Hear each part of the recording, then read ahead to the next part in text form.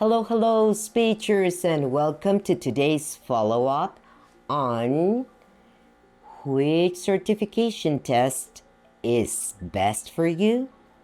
So remember that some of you have been asking, how can I certificate my English level? And we already talked about TOEFL. TOEFL is this test that evaluates your English ability.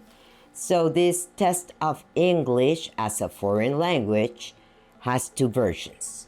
The TOEFL, that is computer-based, the IBT, that is international, and is also accepted for moving to another country or going to study to a university abroad.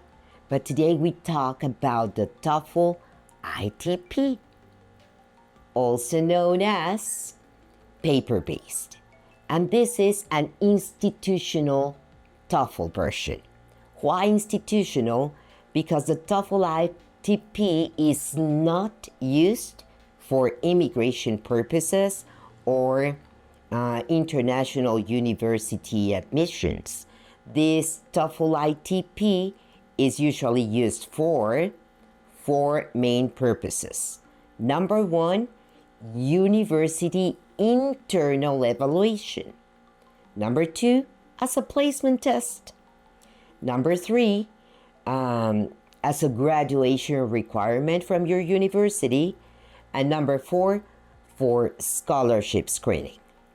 So the skills that are tested through this ITP version is like the listening. There's also the structure and written section and the reading comprehension. That's it. The timing in between 100 to 115 minutes, and the structure goes like this.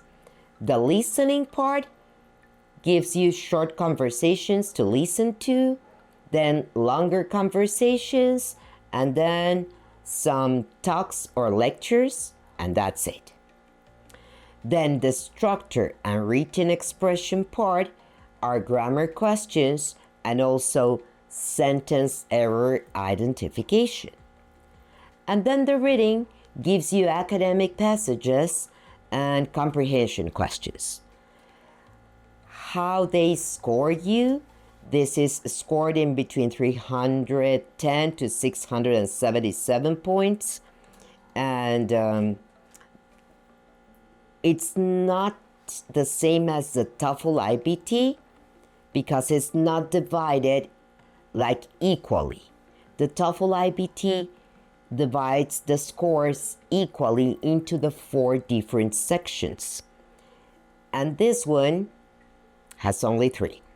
So this comparison, I'm going to try to explain you the feature of the purpose of the TOEFL IBT is international admission. The TOEFL ITP is institutional evaluation. Now, if we talk about the skills that the TOEFL IBT is measuring are the four of them: reading, writing, speaking, and listening. And the TOEFL paper-based is just listening, the grammar, and your reading skills. About the format, the TOEFL IBT is computer-based, and the TOEFL paper-based is on paper. Then we have the duration of each of them is very similar, 2 hours, 155, depending on how much you practice.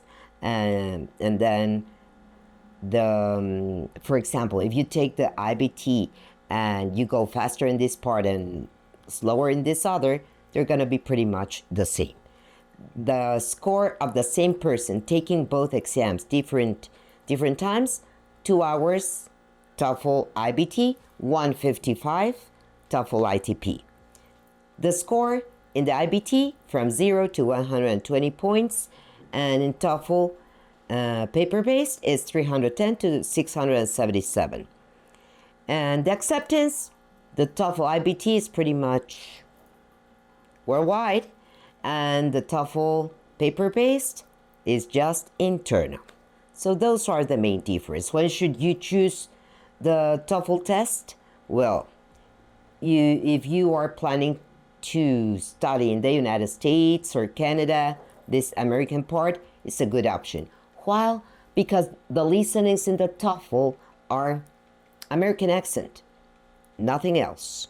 Okay, so TOEFL is a good option when you prefer multiple choice questions, when you feel comfortable speaking into a microphone, because we're talking about the IBT. Remember, the ITP has no speaking part. So those are tips for you to consider. Shall I take TOEFL? Do I really prefer American accents? Am I a lot into multiple choice questions? And of course, if you feel like more comfortable with this American accent, either American, United States, or Canadian. Now you have a clear idea on the TOEFL processes, and maybe this will be helpful for you to make your choice. Looking forward to read you suggestions, observations, questions. Don't forget to follow us, and I'll be seeing you, speechers, very soon. Bye-bye.